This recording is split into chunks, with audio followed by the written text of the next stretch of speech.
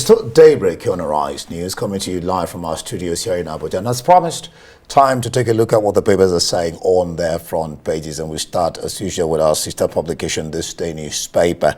On its front page, Tinubu FG states collaboration facilitated a release of abducted school children. It has some riders that says schools must be safe, secure for learning. Kaduna governor salutes NSA, military and Nigerians. Declares 168 pupils kidnapped, 168 released.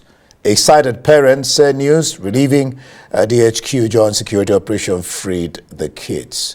In view of nation's current mood, President calls off 72nd birthday activities on Friday. FD's domestic debt service gulped 4.38 trillion naira in 2023, says DMO. Striking photographs of the released children make the front page of the Punch this morning, and of course leads with the story as well. Kaduna abductions. Federal government plans school safety corps as 137 pupils regain freedom. Tinubu vows to end student abductions. NSCDC to train school safety corps personnel. Kaduna governor hails president. Military puts pupils abducted at 137, says teacher sick. And fans mourn as veteran actor Amechi Monago dies at 61. Another sad story from Nollywood. This and many more make it to the front page of the Punch. All right, straight to Punch Sports Extra on the front page of the Sports Punch Extra. Long jumper Brume reveals why she always wins medals for Nigeria. Class act, you'll see there. Arnold to return against United. Arsenal sweat over Saka's fitness. Chelsea keen on Osimhen. South Africa coach plots Falcons fall. And Oshala assist in Bay FC defeat. That's about it for the Sports Punch Extra. Well, The Guardian this morning focuses on living wage negotiations. It says they are hobbled by debts, poor execution in states. And then you have a breakdown of general price level progression year on year from 2010 till date. And of course, the Nigeria's minimum wage floor progression as well on the different administrations in the Fourth Republic. A crisis looms in Ondo. APC as elders insist on preferred governorship aspirants. Insecurity. Tinubu's government has failed. Enough is enough, says Northern elders. Let's look at the leadership. The leadership on the front page. As troops rescue 137 people, the numbers are not confusing. Controversy trails number of abducted Kuriga school children. I didn't even see that before I said what I said. Hardship. Rent default soar as landlords tenants clash. That's interesting. Insecurity. IGP Special Police Squad arrives in Kaduna. Those are the school children. Their pictures you see there that were released. The Vanguard focuses on the Niger Delta this morning. Says Niger Delta leaders, stakeholders to the federal government pull army out of Okwama, other Delta, Bayelsa communities. All right, let's look at which paper. You've done The Guardian, right? Yes. Independent before we go international. One more paper. Independent newspaper. After Kaduna students release, Tinubu vows to make schools safe. Fenifere, Pandef, MBF, Lord Government, security agencies, others ask FG to apply same strategy for other victims. NOPDP chairman abductors demand 500,000 naira ransom. Police confirm 4 women dead in Bauchi's Zakat collection stampede. The same thing happened in Nasarawa. One keeps wondering when leaders will learn how to handle these issues. Emulet OT stop pensions to ex-governors, Serap tells Tinubu. That's Independent. Very quickly to the international papers, where many of Monday's papers continue to cover the reaction to Catherine, the Princess of Wales cancer announcement. Well, The Sun this morning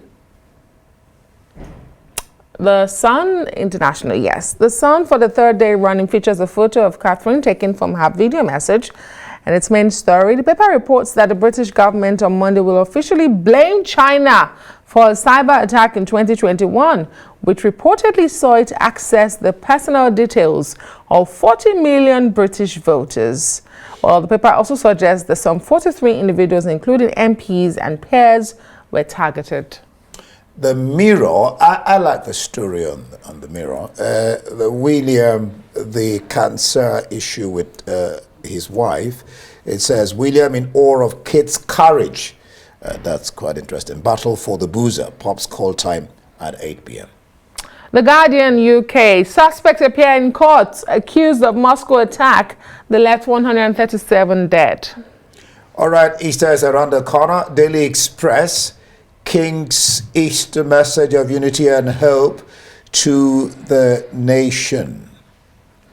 Oh, let's bring in senior correspondent Benga Asheru for analysis of some of those big stories. Benga, great to see you this Monday morning. Good morning, Adesua and Indy. Always a delight to be here. Good morning to you. Indeed. As expected, most of the national papers are focusing on security matters, particularly the kidnapping or the rescue release of the Kuriga students. Let's see how this day is reported in this morning. It's focusing on how they were released, because you recall the federal government has said no ransom paid. And the governments at all levels, from the Kaduna State governor to the presidency, they are sort of reporting how this happened. Federal government, state collaboration facilitated the release of abducted school children. But beyond that, there are calls to go beyond the release of these students who, at the time, are you able to make sense of how many we're actually dealing with? I'm seeing different figures. The governor seems to be insisting there were only 137. Where did we get 287? The governor actually said on this day 168. On this day. So, Benga, okay, are you able to make sense of the story? it's rather unfortunate that first, my heart bleeds that we've gotten to that point, that dilemma where we have to choose between going to school and having to leave, and which is a clear violation of our fundamental human rights, because section 33 to 46 of the Constitution provides clearly the right to life, and this is also enshrined in the Universal Declaration. But now the biggest fear is now going to school in some areas. That's depriving innocent children of their rights. Now we've gotten to a situation where different figures would be bad. It shows, are we really serious? That's the big question I'm beginning to wonder about now. That are we really serious about this issue? Children were abducted, and now let's even assume there is no controversy, because most of the papers reported 137. So what happens to the 150? And the way it's being reported is as if the government is satisfied. Who would go back home to rejoice when 150 innocent children who went on their innocent mission to build a life, to search for a future, to go to school, as simple as that, kidnapped? Yeah, but what the government is saying now is that this is the figures we're dealing with. These are the figures abducted, and everybody has been returned. So now, are they being, the big question now is, were they actually released?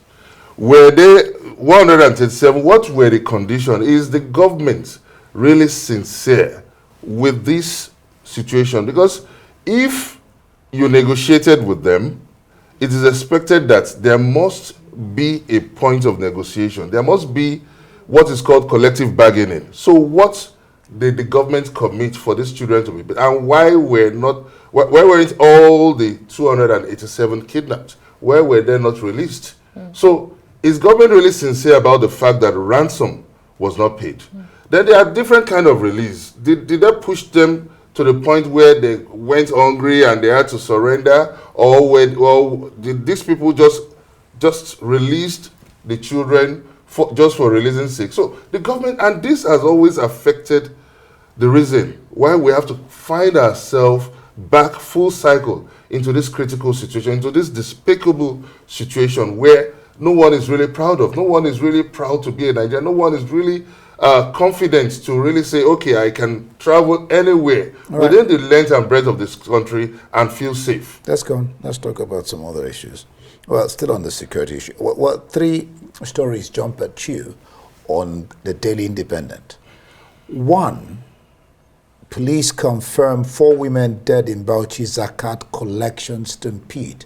The other day was Nasara. Exactly. The other day was customs. And then there was one in Lagos. While I was in my house reading about the Nasarawa, I said to myself, is it that we don't learn a lesson? How does this keep happening over and over again? And we see here Tinubu vowing to make schools safe. And then emulate OT, stop pensions, ex-governors, Serap tells the president. Wenga. Okay, let's start from the scampering for grains, for palliative, which has turned into a very fatal story, unfortunately, at that. And I think it's rather unfortunate that we've found ourselves once again. You said it, that this happened. There was a custom episode, there was the Nasarawa episode, now the Bauchi episode, a lot of episodes like that.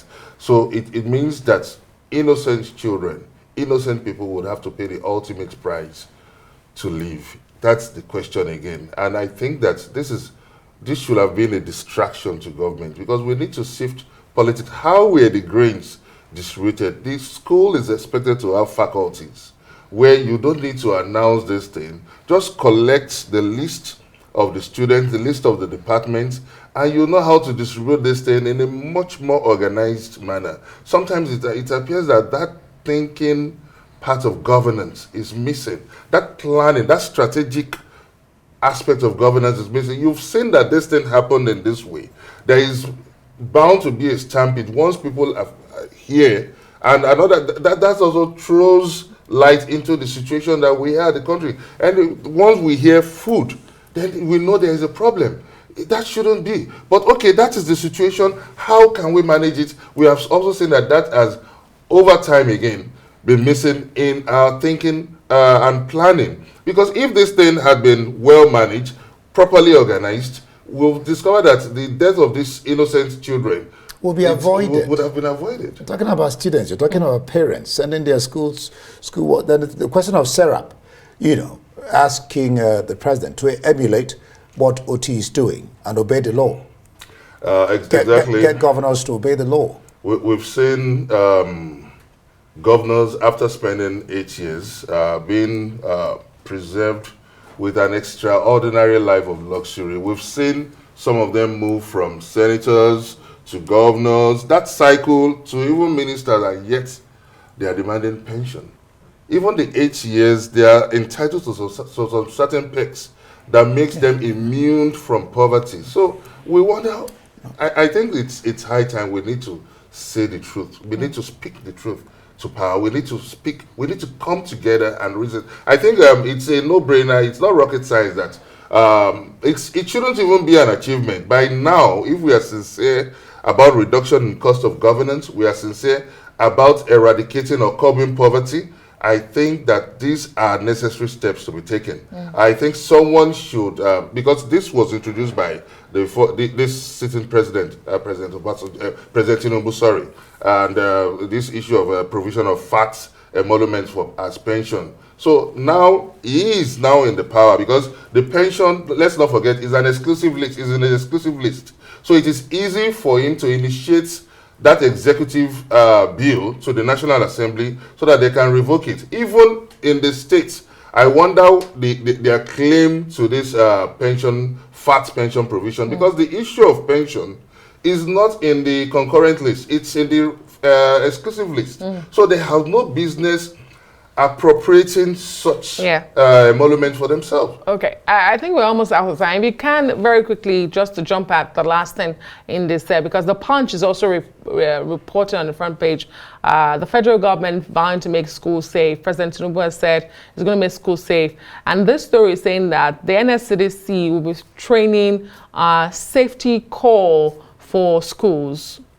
Is it possible to have safe schools when we are in the middle of insecurity? Do you make the community safe before the school, or the school safe before the community? I mean community, I mean the country in general. Very briefly. I think that question is self-posing. And when you look at it, why is it difficult for us to adopt the entire fabrics of that safe school initiative initiated by Gordon Brown in 2014? Perimeter fencing, no one is talking about it. The issue of granting the children safe. But anyway, we welcome the safe, but how equipped will these people be? Because one would have expected that we need to launch into the heart of it, just adopt the safe school initiative, and that's all. Okay. Thank you so much. Bengasher is senior correspondent at Rise News. That's the headlines this morning on the front pages. You can also share your views on the burning issues on our X account, formerly known as Twitter, at Rise TV.